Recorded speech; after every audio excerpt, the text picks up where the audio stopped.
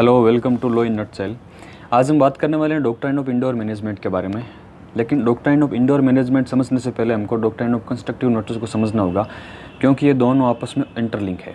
Doctrine of constructive notice ये बोलता है कि जब भी कोई आउटसाइडर कंपनी के साथ में कोई कॉन्ट्रैक्ट करता है तो उसको जो भी कंपनी के जो पब्लिक डोमेन में जो डॉक्यूमेंट अवेलेबल है उनको पढ़ने के बाद में ही वो कॉन्ट्रैक्ट करेगा। यदि वो ऐसा नहीं करता है तो फिर कोई प्रॉब्लम होती है तो उसके लिए आउटसाइडर लाइबल होगा, नहीं कि कंपनी लाइबल होगी। पब्लिक डोमेन का मतलब हो गया कि वो डॉक्यूमेंट जिनको मतलब कोई भी पब्लिक में से एक्सेस कर सकता है, मतलब जो सब के लिए ओपन है, कोई भी आके उनको चेक कर सकता है, उसको पब्लिक डोमेन में डॉक्यूमेंट होना बोलते हैं। जैसे कि MOA हो गया, AOA हो गया, तो इनको पढ़ने के बाद में ही एक आउटसाइडर होगा वो कंपनी के साथ में कॉन्ट्रैक्ट करेगा। ये जो कंस्ट्रक्टिव नोटिस की जो डॉक्ट्राइन है वो आउटसाइडर के अगेंस्ट में है और ये कंपनी के फेवर में है। आउटसाइडर के अगेंस्ट में कैसे है कि ये बोलती है कि आउटसाइडर को ध्यान में रखना होगा कि कंपनी के डॉक्यूमेंट क्या बोलते हैं, इसके बाद में ही वो उन कंपनी के साथ में कॉन्ट्रैक्ट करेगा। तो ये आउटसाइडर के फेवर में अगेंस्ट में है और कंपनी के फेवर में है। अब हम बात करते हैं डॉक्ट्राइन ऑफ इंडोर मैनेजमेंट के बारे में। डॉक्ट्राइन ऑफ इंडोर मैनेजमेंट है वो डॉक्ट्राइन ऑफ कंस्ट्रक्टिव नोटिस की एक्सेप्शन है और ये आउटसाइडर के फेवर में है और ये कंपनी के अगेंस्ट में है। अब ये कैसे हम आगे देखेंगे, ये देखने से पहले हम एक केस को समझते हैं। एक केस हुआ था 1856 के अंदर जिसका नाम था royal British bank versus टर्कवैंड।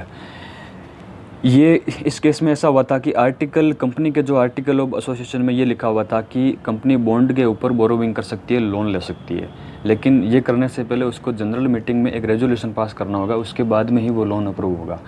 Company ने क्या किया, लोन तो ले लिया लेकिन वो जनरल मीटिंग में वो रेजोल्यूशन पास नहीं किया, क्योंकि आर्टिकल ऑफ एसोसिएशन जो कि पब्लिक डोमेन में डॉक्यूमेंट होता है उसको तो आउटसाइडर ने पढ़ लिया तो उसको तो लोन दे दिया, लेकिन अब ये जनरल मीटिंग नहीं हुई। तो ये जनरल मीटिंग होना नहीं होना जो प्रोसीडिंग होती है ये कंपनी के इंटरनल मैटर होते हैं, ये कंपनी के इंटरनल अफेयर होते हैं।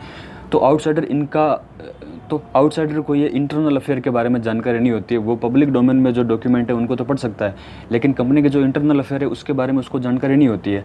तो इस कंडीशन में जो कंपनी होगी वो लाइबल होगी और आउटसाइडर इस चीज़ के लिए लाइबल नहीं होगा।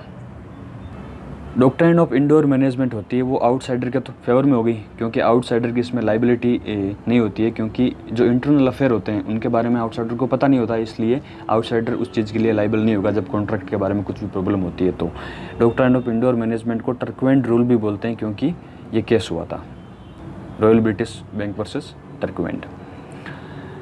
अब ये तो डॉक्ट्राइन ऑफ इंडोर मैनेजमेंट को हमने एक लेमन लैंग्वेज में समझ लिया। अब जब आप एग्जाम में इस चीज़ को लिखोगे तो किस तरीके से लिखोगे, इसकी वर्डिंग बता रहा हूँ मैं आपको।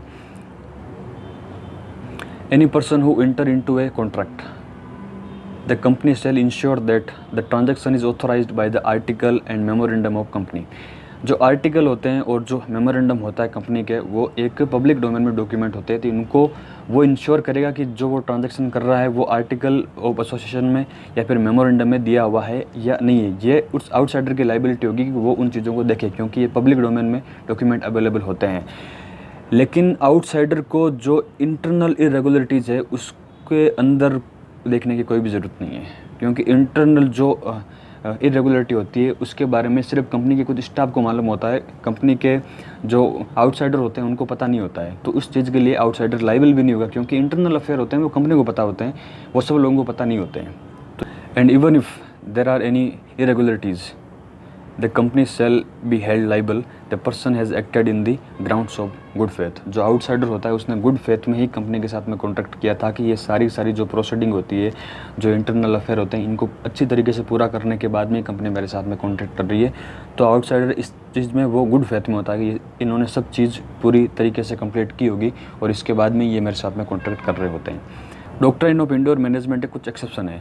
पहला एक्सेप्शन है नॉलेज ऑफ इरेगुलरिटी। यदि आउटसाइडर को उस इरेगुलरिटी के बारे में नॉलेज है और नॉलेज होने के बावजूद भी वो कंपनी के साथ में कॉन्ट्रैक्ट करता है तो उस कंडीशन में कंपनी लाइबल नहीं होगी, वो आउटसाइडर खुद लाइबल होगा, या फिर उसको सस्पिशन है, या तो उसको नॉलेज है या फिर उसको सस्पिशन है। यदि उसको सिर्फ शक है, संदेह है, इसके बावजूद भी वो कंपनी के साथ में कॉन्ट्रैक्ट करता है कि इरेगुलरिटी के बारे में पता होते हुए भी या फिर संदेह होते हुए भी उसको पता होता है कि ये चीज़ इस कंपनी में है, उसके बाद में भी वो कॉन्ट्रैक्ट करता है कंपनी के साथ में, तो इस चीज़ के लिए कंपनी लाइबल नहीं होगी, आउटसाइडर लाइबल होगा।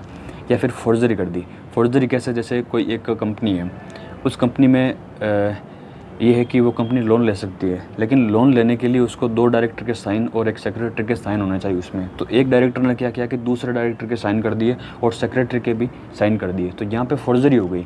उस एक पर्सन ने, उस एक डायरेक्टर ने वहाँ पे फोर्जरी कर दी, तो उस चीज़ के लिए पूरी कंपनी वहाँ पे लाइबल नहीं होगी। तो ये डॉक्ट्राइन ऑफ इंडोर मैनेजमेंट के 3 एक्सेप्शन है। Thank you.